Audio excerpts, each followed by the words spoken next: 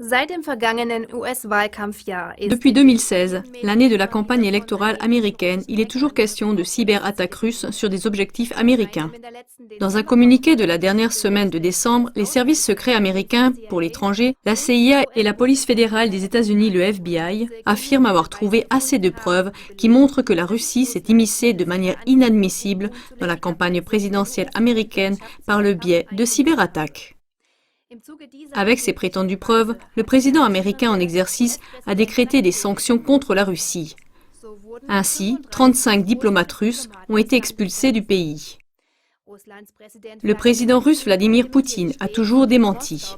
Moscou ne s'occupe pas de cyberattaques au niveau du gouvernement et il n'a rien à voir avec ces attaques. Un des exemples les plus récents montre avec quelles précautions il faut considérer les accusations en matière de cyberattaques russes. Le 30 décembre 2016, le quotidien américain The Washington Post a écrit que des pirates informatiques russes avaient réussi à s'introduire dans le réseau d'un fournisseur d'électricité de l'État fédéral américain du Vermont. Dans le système du fournisseur d'électricité, on aurait trouvé un malware, c'est-à-dire un logiciel malveillant qu'on pourrait attribuer à une cyberattaque russe nommée Grizzly Steppe. C'est ce qu'a affirmé le journal en s'autorisant d'organismes publics américains qui n'étaient pas nommément précisés. Ce message diffusé par le Washington Post et l'agence de presse Reuters a rapidement fait son chemin jusqu'aux médias principaux de langue allemande.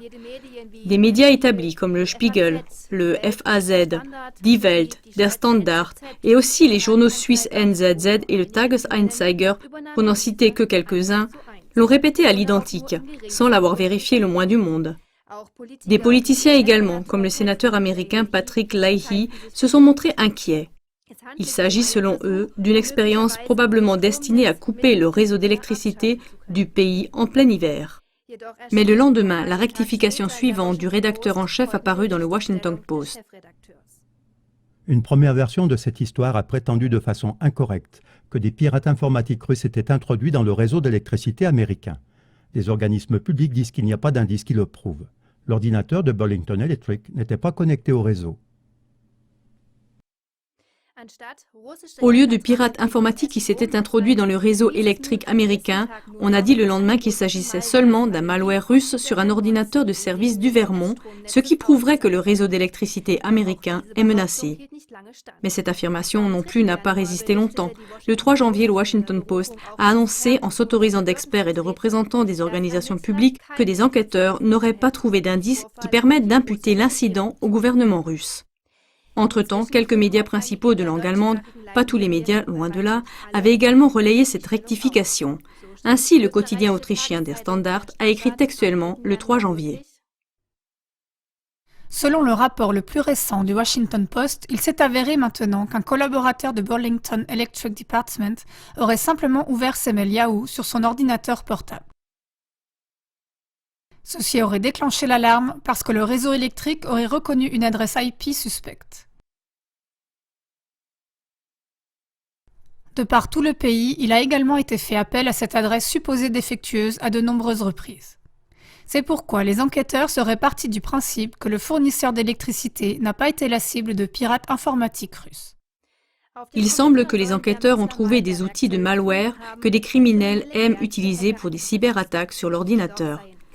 Mais il n'y avait aucune trace de pirates informatiques russes.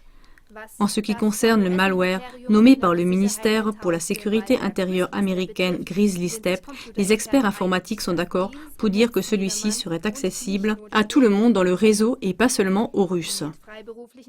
The Intercept, un site web d'information qui travaille avec des journalistes indépendants, a cité un expert en informatique.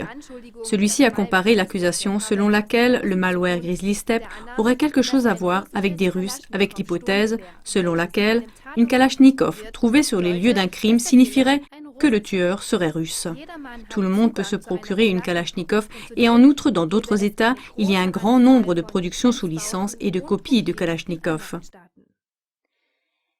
Cet exemple de prétendu pirate informatique russe qui cible des objectifs américains montre clairement, une fois de plus, que des informations fausses des médias établis américains comme le Washington Post sont publiées, volontairement ou involontairement, avec beaucoup de légèreté. Et une fois de plus, avec quelle vitesse et quel manque de vérification ces informations fausses en provenance des États-Unis sont reprises par les médias principaux européens. C'est pourquoi on ne peut pas prendre des affirmations passées et également celles à venir au premier degré. Il faudrait plutôt les vérifier minutieusement et voir si elles ne sont pas à classer parmi les fausses informations ciblées de la guerre d'information contre la Russie. Informationskrieg gegen Russland eingestuft werden müssen.